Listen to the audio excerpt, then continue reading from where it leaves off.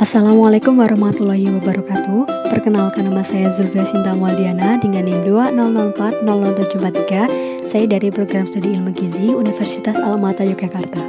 Saya di sini akan menjelaskan sedikit tentang patofisiologi diabetes mellitus. Apa sih diabetes mellitus itu?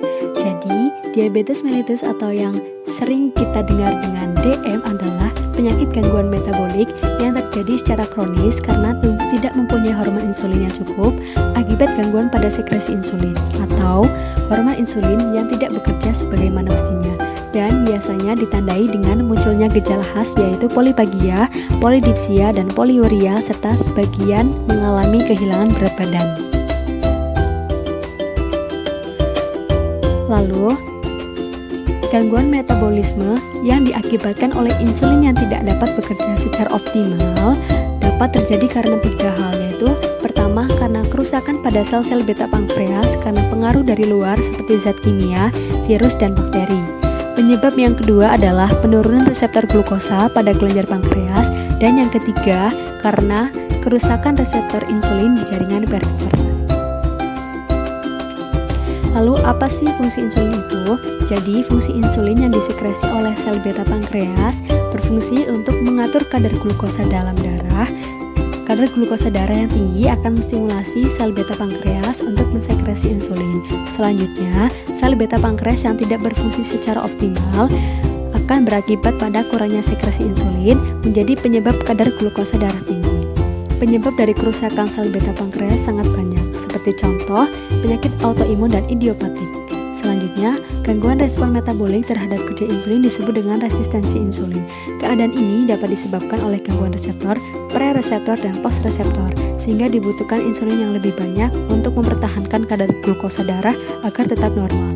Lalu fungsi sensitivitas insulin adalah untuk menurunkan glukosa darah dengan cara menstimulasi pemakaian glukosa di jaringan otot dan lemak, serta menekan produksi glukosa. Lalu bagaimana jika kadar glukosa darah tinggi? Jadi, kadar glukosa darah yang tinggi selanjutnya berakibat pada proses filtrasi yang melebihi transfer maksimum. Keadaan ini mengakibatkan glukosa dalam darah masuk ke dalam urin atau glukosuria, sehingga terjadi diuresis osmotik yang ditandai dengan pengeluaran urin yang berlebihan atau poliuria. Banyaknya cairan yang keluar menimbulkan sensasi rasa haus atau biasa disebut dengan polidipsia. Selanjutnya, glukosa yang hilang melalui urin dan resistensi insulin tadi akan menyebabkan kurangnya glukosa yang akan diubah menjadi energi sehingga menimbulkan rasa lapar yang meningkat atau polifagia sebagai kompensasi terhadap kebutuhan energi. Lalu penderita akan merasa mudah lelah dan mengantuk jika tidak ada kompensasi terhadap kebutuhan energi tersebut.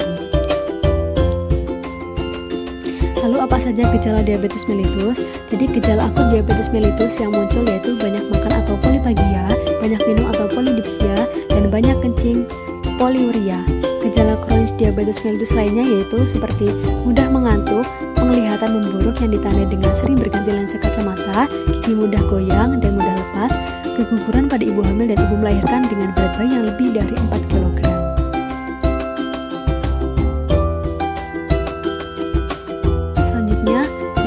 Pencegahan diabetes mellitus ada 6, yaitu yang pertama, mempertahankan berat badan ideal, yang kedua, makan makanan sehat antara 3-5 porsi buah dan sayuran sehari, dan kurangi asupan gula, garam, dan lemak jenuh. Yang ketiga, tes glukosa darah dan kadar HbA1c secara teratur.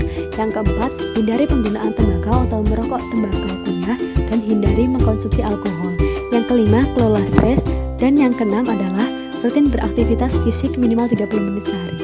Terima kasih. Sekian, semoga bermanfaat. Wassalamualaikum warahmatullahi wabarakatuh.